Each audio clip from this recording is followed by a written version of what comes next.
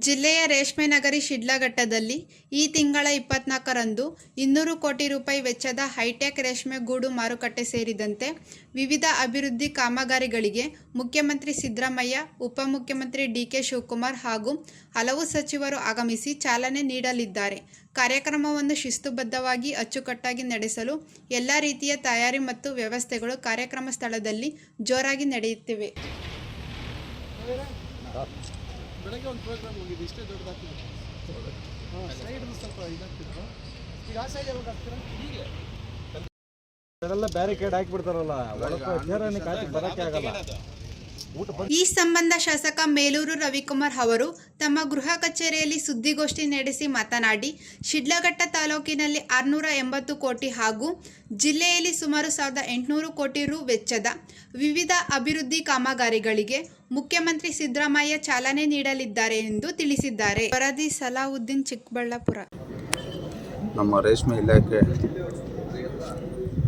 ಇಲಾಖೆ ವತಿಯಿಂದ ಇವತ್ತು 200 ಕೋಟಿ ವೆಚ್ಚದಲ್ಲಿ ಹೈಟೆಕ್ ಮಾರ್ಕೆಟು ಶಂಕುಸ್ಥಾಪನೆಯನ್ನು ಕರ್ನಾಟಕ ಸರ್ಕಾರದ ಮಾನ್ಯ ಮುಖ್ಯಮಂತ್ರಿಗಳು ಮತ್ತು ಉಪಮುಖ್ಯಮಂತ್ರಿಗಳು ಮತ್ತು ಸಂಬಂಧಪಟ್ಟಂತೆ 27 ಇಲಾಖೆ ಮಂತ್ರಿಗಳು ಈ ಒಂದು ಜಿಲ್ಲಾ ಮಟ್ಟದ ಕಾರ್ಯಕ್ರಮ ಇವತ್ತು ನಮ್ಮ ಶಿಡ್ಲಘಟ್ಟದಲ್ಲಿ 24ರಂದು ನಡೀತಾ ಇತ್ತು.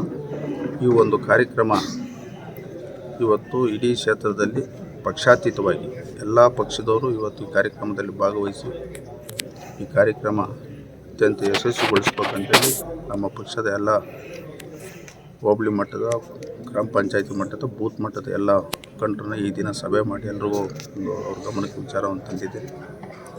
ಇವತ್ತು ನಮ್ಮ ಕ್ಷೇತ್ರ ಶಿಡ್ಲಘಟ್ಟ ವಿಧಾನಸಭಾ ಕ್ಷೇತ್ರಕ್ಕೆ ಸಂಬಂಧಪಟ್ಟಂಗೆ ಸುಮಾರು 680 ಕೋಟಿ ವೆಚ್ಚದಲ್ಲಿ ಇವತ್ತು ಹೈಟೆಕ್ ಮಾರ್ಕೆಟ್ದು ಸುಮಾರು 200 ಕೋಟಿ ವೆಚ್ಚ ಮತ್ತು ಶಿಡ್ಲಘಟ್ಟ ನಗರಕ್ಕೆ 93 ಕೋಟಿ ವೆಚ್ಚದಲ್ಲಿ ಇವತ್ತು ಅಮೃತ್ ಯೋಜನೆ ಅಡಿಯಲ್ಲಿ 12,800 ಮನೆಗೆ ಕುಡಿಯೋ ನೀರು ಕೊಡ್ತಕ್ಕಂಥದ್ದು ಮತ್ತು ಪ್ರತಿ ಮನೆಗೆ UGD ಕೊಡ್ತಕ್ಕಂಥ ಕಾರ್ಯಕ್ರಮ ಸುಮಾರು 38 ಕೋಟಿ ವೆಚ್ಚದಲ್ಲಿ ಇವತ್ತು ನಮ್ಮ ಶಿಡ್ಲಘಟ್ಟ ವಿಧಾನಸಭಾ ಕ್ಷೇತ್ರ ಜಂಗಮಕೋಟೆ ಹೋಬಳಿ ಇವತ್ತು ಅಮರಾವತಿ ಹತ್ರ ಏನು ಭಾರತಿ ಯೂನಿವರ್ಸಿಟಿ ಇವತ್ತು ಕೆಲಸ ನಡೀತಾ ಇದೆ. ಅದರಲ್ಲಿ ಎರಡನೇ ಅಂತ ಫೇಸ್ 2 ಅಲ್ಲಿ ಸುಮಾರು 123 ಕೋಟಿ ವೆಚ್ಚದಲ್ಲಿ ಇವತ್ತು ಶಂಕುಸ್ಥಾಪನೆ ಆಗ್ತಾಯಿದೆ.